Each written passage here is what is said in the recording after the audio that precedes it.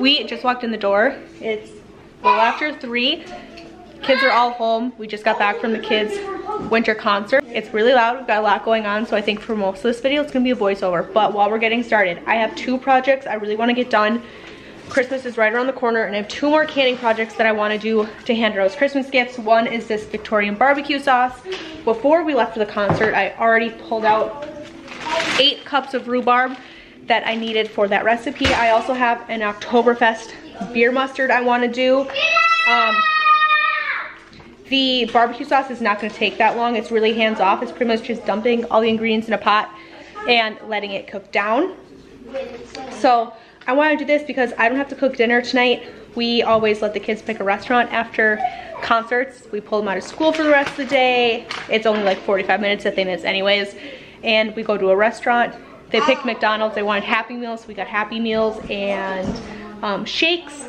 So I'm going to sip on my shake, do my beer mustard and this Victorian barbecue sauce. If I remember, I will write the recipes for both of these in my description box, but I am using, which is becoming my go-to canning cookbook, the Home Preservation Ball Canning Cookbook. This Victorian barbecue sauce was super easy to make. I 100% understand why you see it on everybody's pantry shelf. It was a great way to use up a lot of rhubarb, and I'm excited to give this a try. I think this will be really good on top of meatloaf and maybe on top of meatballs specifically.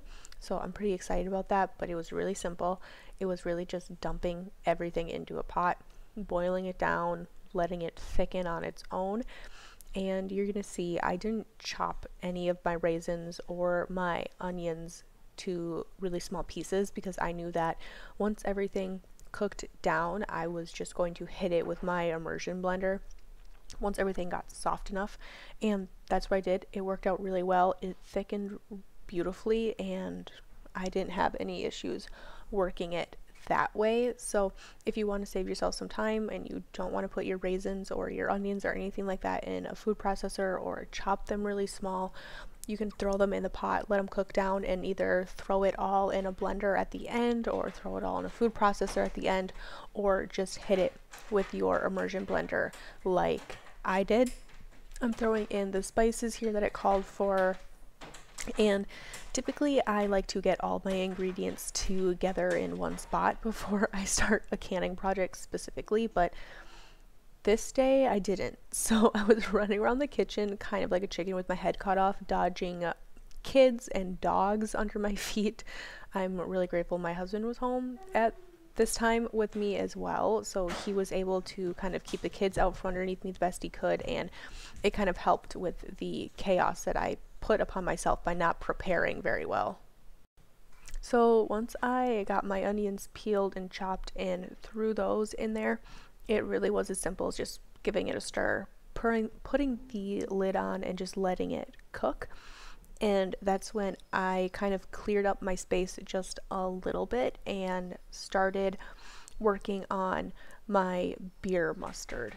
So speaking of not being very prepared for this canning day, I started my beer mustard after I got everything in the pot here, and this was kind of taken care of, and I just need to let it work.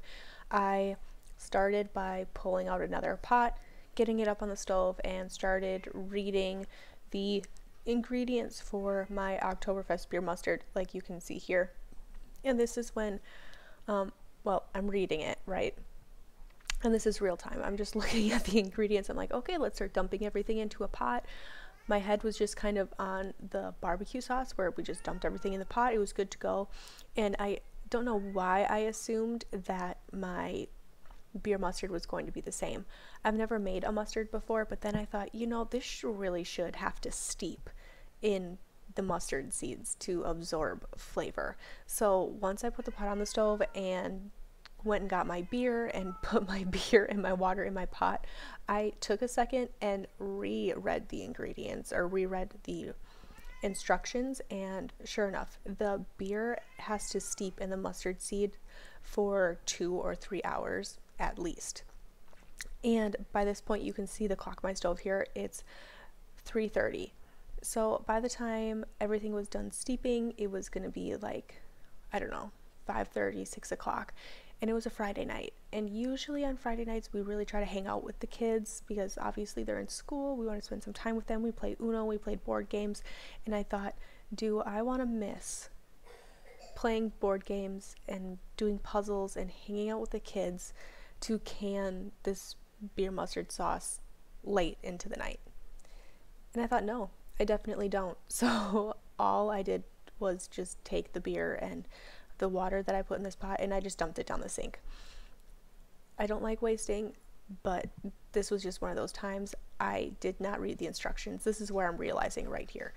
So I just took the pot, dumped it, and I'm like, you know what, this will be a project for another day. This is just not something that's going to happen today.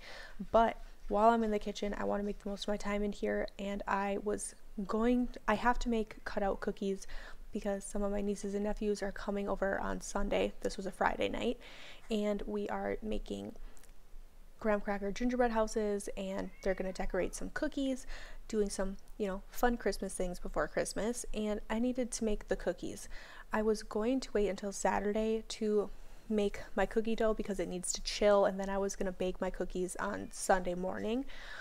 But then I just decided, you know what, if I make my cookie dough now, because I'm in the kitchen anyways, I have to be in here to watch the barbecue sauce, might as well just make the cookie dough, get it in the fridge, because this recipe does need to cool. It makes much better cookies that way. So I'm just gonna make the most of my time in the kitchen and whip up my cookie dough now, and it actually worked out better because now it can chill overnight into Saturday morning, and then on Saturday I can go ahead and make my cookies and they'll be all ready, cooled, and perfect for Sunday when everybody comes over and we are ready to decorate some cookies with the kids. So it ended up working out for the best anyways, but I will write this sugar cookie cutout recipe down below for you in the description box if you want to follow this recipe.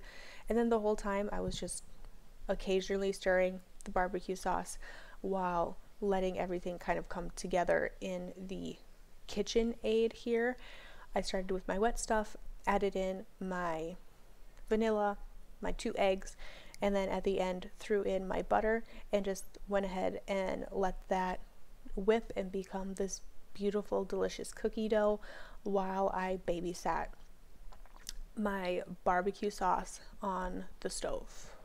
Once my cookie dough was done and put together, I just left it right in my KitchenAid mixer because I don't think I'm going to need it over the next the next day.